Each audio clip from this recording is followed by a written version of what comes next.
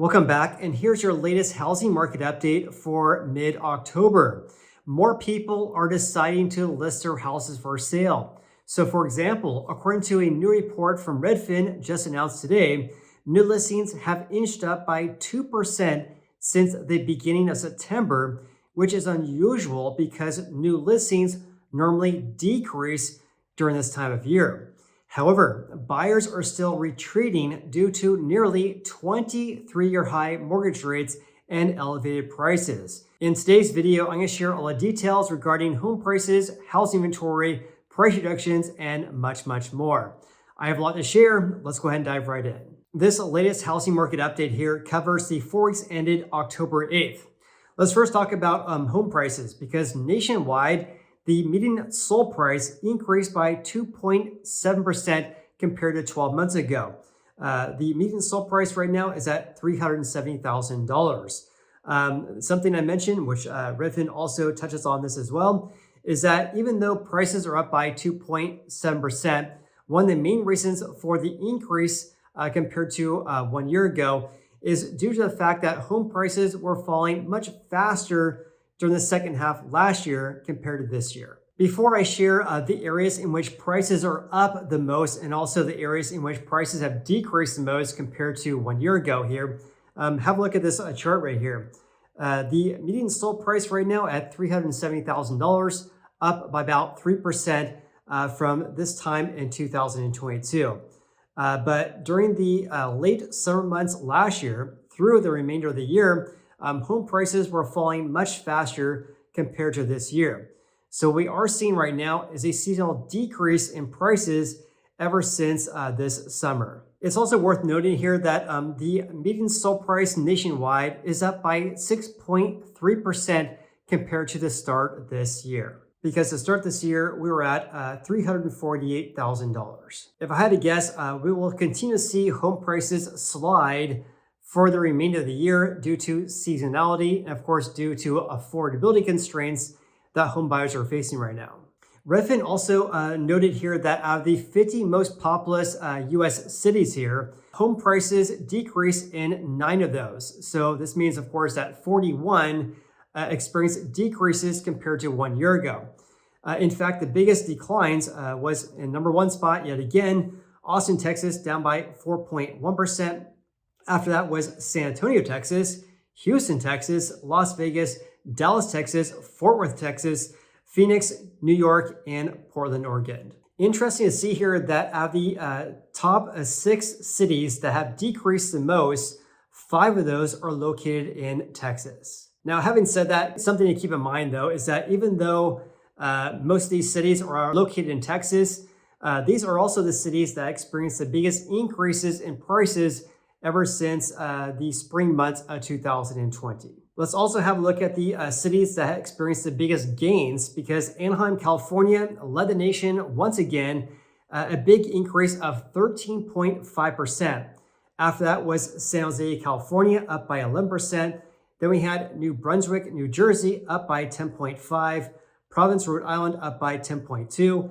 And then we had West Palm Beach, Florida at 9.9%. In regards to this list right here, this is something that caught my attention because San Jose, California was one of those areas that experienced the biggest decreases earlier on back in the fall months of 2022. Whereas right now, they're second in the nation with the biggest increases in prices from 12 months ago. As I mentioned, home buyers right now are facing near record low housing affordability due to elevated prices and of course due to elevated rates as well. So according to Redfin here, the median monthly mortgage payment, this is based on the mortgage rate 1 week ago at 7.49%. That was the weekly average rate for a 30-year fix according to Freddie Mac, which is actually worse this last week here, which I'll share with you guys here in a little bit. This number here is also based on the median asking price home nationwide. So the median monthly mortgage payment at just over $2,700 per month, just shy of an all-time record high. This again is based on a 7.49% rate, which is lower compared to this week. So just announced today, which is October 12th, according to Freddie Mac, the average 30-year fix, again, for people with great credit increased to 7.57%. This marks the fifth consecutive weekly increase, according to Freddie Mac. And according to their chief economist, he stated the following here. The housing market remains fraught with significant affordability constraints. I talk about that all the time. As a result, purchase demand remains at a 3-decade low. That's based on data from the MBA, I believe he's talking about, because we're seeing this lack of people submitting loan applications to buy houses right now due to all these headwinds that home buyers are facing right now. Now, something they don't mention in this report right here is that 7.57%, again, the weekly rate this week, that's the highest rate since early December of 2000. So nearly a 23-year high. When looking at our good Uncle Fred here, the source here is Freddie Mac, by the way, at 7.57%. That's the highest levels since December 1st of 2000, when the average rate back then was at 7.65%. This, by the way, is the average 30-year fix going all the way back until 1971. Obviously, the rates we have right now at 7.57% is much lower than the over 12 and 15% that we saw in the early 1980s. But keep in mind, though, home prices were much lower then compared to now, which of course is making housing affordability worse right now, even though we're at rates of about 7.5% compared to the over 18% rate we saw back in September of 1981. So of course it makes sense because rates are nearly at a 23-year high. Of course it makes sense that we're seeing a low level in the number of contracts being signed between buyers and sellers of existing houses, and that is pending home sales, down by double digits once again, a decrease of 11.6% from 12 months ago. Here's something wild as well, because the number of pending home sales compared to the previous 12 months has now been down by double digits ever since May 2022. So down by double digits each and every week ever since May last year.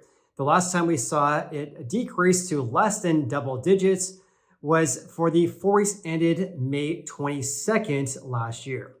So big picture here, what we're seeing right now is a lack of new listings, but of course a lack of demand from home buyers as well, due to all these constraints that we're seeing right now in the marketplace. Now, speaking of that, let's have a look at the number of new listings, because again, it has increased very, very slightly, up by 2% since the beginning of September this year.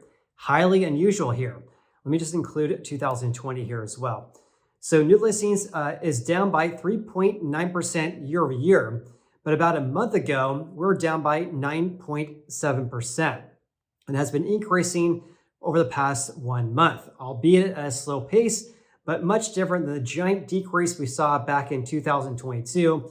And of course, the seasonal decrease we should be seeing that we saw back in 2020, as well as 2021. In my opinion, the reason why we're seeing this small increase of the number of new listings is because a lot of people are basically running out of money, and they're being forced to sell their houses and get all the equity out of their houses in order to pay for everyday living expenses. And the data kind of supports that as well, due to record high credit card balances nationwide, and also disposable income also decreasing as well as of late. Let's also discuss the number of houses actually for sale, or housing inventory. That's still down by double digits, down by 14% from the same time frame in 2022. However, though, just like the number of new listings increasing, so has inventory levels, which it should be decreasing. So for example, in the late summer months, back in July and August last year, inventory peaked, and then it decreased for the remainder of the year. This year, inventory levels is still the highest it's ever been here, at about 827,000 houses for sale. Albeit a very small increase ever since really July here, but still increasing nonetheless. Again, I'll say this over and over again, because we're seeing this late peak regarding inventory levels, because houses are taking longer to sell. And as more houses get listed for sale, inventory in general has been increasing nationwide.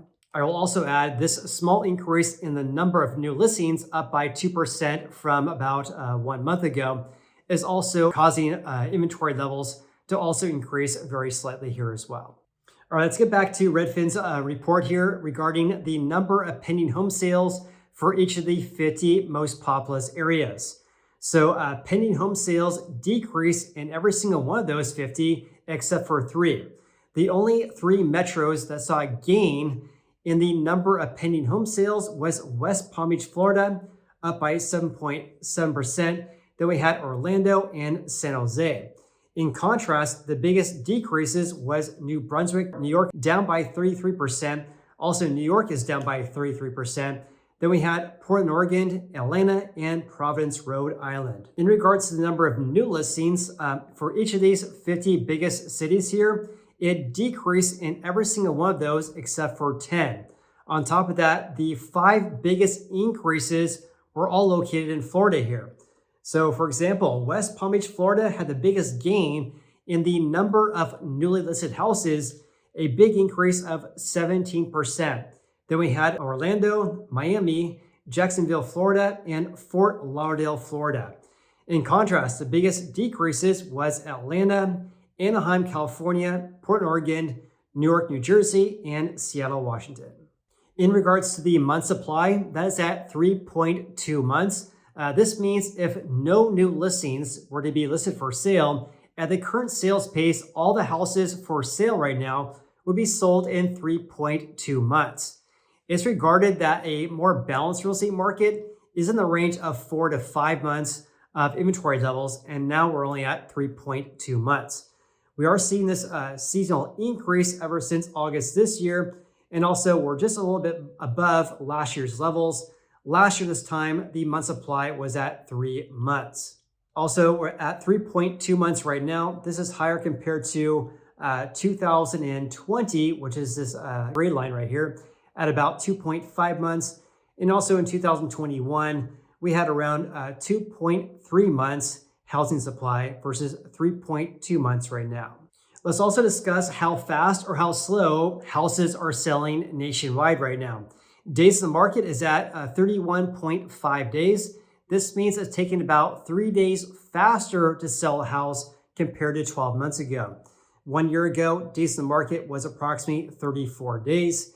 And back in 2020 at this time, days in the market was approximately 38 days. So therefore, houses on average are selling faster compared to last year, as well as 2020, but not as fast as 2021, when days in the market was at 28 days. Now it's at 32 days. And lastly, let's have a look at the average sale price to final list price ratio. That ratio is at 99% right now. This means over the previous 4 weeks on average, houses sold for about 1% below the seller's final list price. This is much different compared to 2021 this time, when houses on average were selling for about 1% over asking, or about 0.5% over asking. Now again, selling for about 1% below. It's also more or less on par with 2020, but still a little bit higher compared to this time last year, when the ratio was just under 99%. And with that said, please comment below your biggest takeaways from today's video. Please subscribe if you haven't done so already. I appreciate you, and we'll see you in the next video.